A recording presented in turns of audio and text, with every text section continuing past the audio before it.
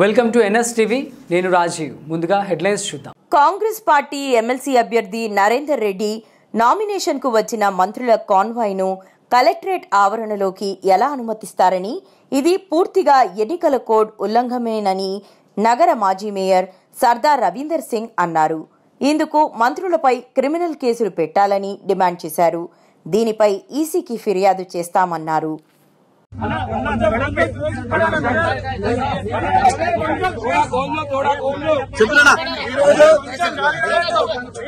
ఈరోజు దయచేసి తెలిసిపోయింది కొత్త విషయం ఏంటంటే మంత్రులు సామంత్రులు ఆకారం గల్లోళ్ళు అహంకారం గల్లోళ్ళు ఈరోజు నామినేషన్ కు వేసేందుకు వస్తే వాళ్లకు ఎర్రతివాచి పంపుతున్నారు. సో ఏ రకంగా ఇది పూర్తిగా హారన్లు కొట్టడం, సైరన్లు కొట్టడం, అదే రకంగా వాళ్ళ మంత్రుల కాన్వాయ్లను లోపలికి పంపడం ఇది పూర్తిగా ఎన్నికల ఉల్లంఘన కిందకి వస్తాయి.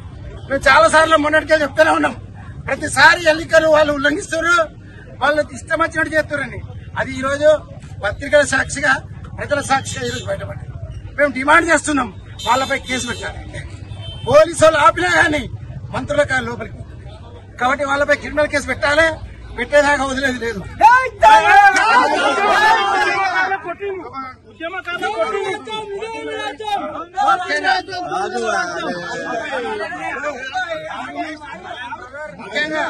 ముఖ్యంగా ఎన్నికలలో కొట్లాడేందుకు భయం అవుతుంది.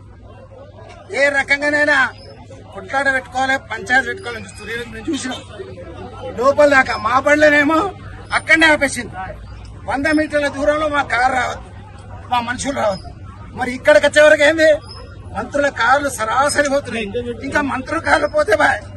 ఇంకా ఇంకొకటి మన పిసిసి ప్రెసిడెంట్ ఆయన కారు కూడా మంత్రుల కార్లు కూడా పంపుతుంది. ఏ రకంగా ఉల్లంఘన జరుగుతుంది దయచేసి ఇవన్నీ కూడా మీ ద్వారా పోవాలి. మీరేం డిమాండ్ చేస్తారు? మేమేం డిమాండ్ చేస్తున్నామంటే ఈయన వీళ్ళపై క్రిమినల్ కేసు పెట్టారు. ఎవరెవరు పోయిన మంత్రులందరూ ఎంతమంది పోయిన మంత్రులు వాళ్ళందరిపై క్రిమినల్ కేసు పెట్టారు. అంటే సామాన్య ఓటర్ సామాన్య కార్యకర్తకు అదే ఉండాలి, మన అభ్యర్థికి అదే ఉండాలి, వీళ్ళకు కూడా అదే ఉండాలి చట్టంలో. కాబట్టి మేము పూర్తిగా వ్యతిరేకిస్తున్నాం.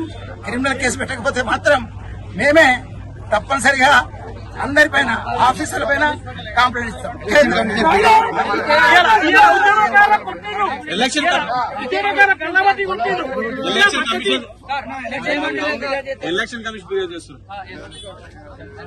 ఎన్నికల కమిషన్ కు ఇప్పుడే ఫిర్యాదు చేస్తారు.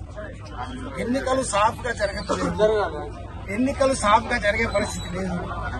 మొదటి కంచెని మొదలు పెడితే అందరూ కూడా మంత్రులు, కార్యకర్తలు, వాళ్ళ నాయకులు అందరి కార్లు పోతున్నాయంటే ఇది ఎంత దుర్మార్గం, ఎంత అన్యాయం.